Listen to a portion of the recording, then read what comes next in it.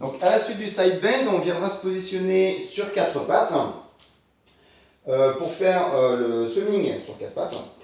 Vous avez les genoux alignés avec les hanches et les mains à l'aplomb des épaules. Vous avez la position neutre du bassin, vous pouvez vérifier en venant faire des petites bascules. La nuque est longue, les épaules éloignées des oreilles. Et veillez pour cet exercice à garder la même pression sur les points d'appui que vous allez avoir au niveau du sol. Donc engagement périnée transverse, je veille à garder le même force d'appui sur mon bras gauche et mon genou droit. Je viens allonger simultanément ma jambe gauche et mon bras droit. Cherchez l'allongement de la jambe et du bras. Et à l'inspiration, vous revenez en position initiale. Sans qu'il y ait de transfert de poids, vous allez venir chercher à faire la même chose de l'autre côté. Cherchez l'allongement de la jambe et du bras. Et à l'inspiration, vous revenez en position initiale. Ça, vous faites ça simultanément en alternant.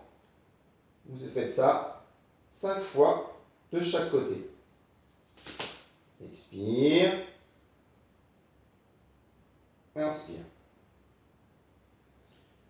Une fois que vous avez fait ça 5 fois de chaque côté, on vient se mettre en appui sur les avant-bras et les coudes à l'aplomb des épaules.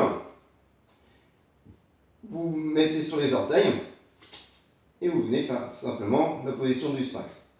Les poules prônes. Veillez à l'engagement périnée transverse et cherchez à ressentir votre respiration costale. Votre nuque est longue et vous faites ça 6 cycles respiratoires. J'inspire et j'expire 6 fois dans cette position en veillant à ce qu'on ne perde pas la cambrure naturelle des lombaires. Une fois qu'on a fait ça, on se positionne à plat ventre, les bras de chaque côté du buste, pieds largeur bassin et les fessiers relâchés. Vos talons vont tomber vers l'extérieur. Cherchez à éloigner le nombril du sol. Et à l'expiration, vous allez chercher simplement à lever légèrement le buste et chercher l'extension de la colonne thoracique. J'expire. Je cherche l'allongement, ce qui va en même temps permettre de monter, mais pas trop.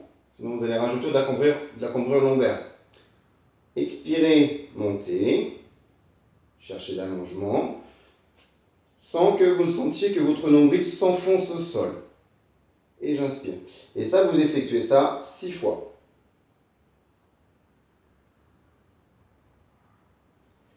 Une fois que vous avez fait ça, on vient en position assise.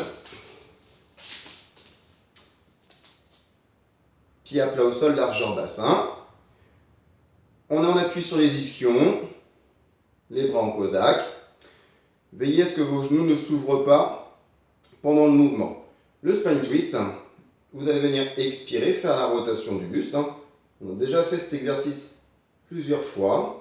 Mais là, on va rajouter de la difficulté avec cette position des jambes. Vous allez voir que ça va rajouter un peu de difficulté. Expirez, faites la rotation. Inspirez, revenez. Cherchez à vous grandir pendant la rotation. Inspirez, revenez. Même chose, vous effectuez 5 rotations à droite, 5 rotations à gauche.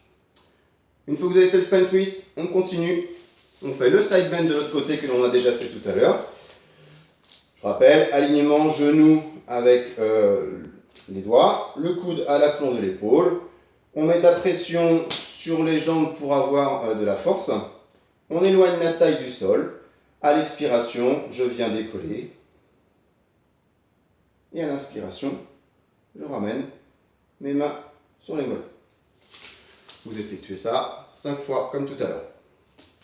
Pour finir, on se met en bout de tapis.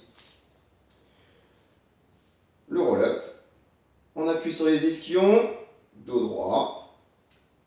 J'engage périnée transverse. À l'expiration, J'enroule d'abord ma colonne lombaire.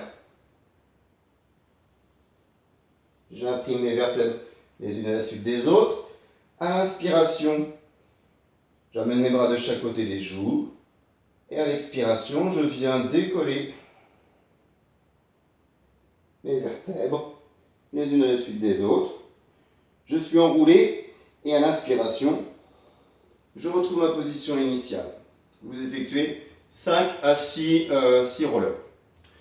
Pour terminer, n'oubliez pas de vous étirer après la séance et je vous souhaite une très belle semaine à vous.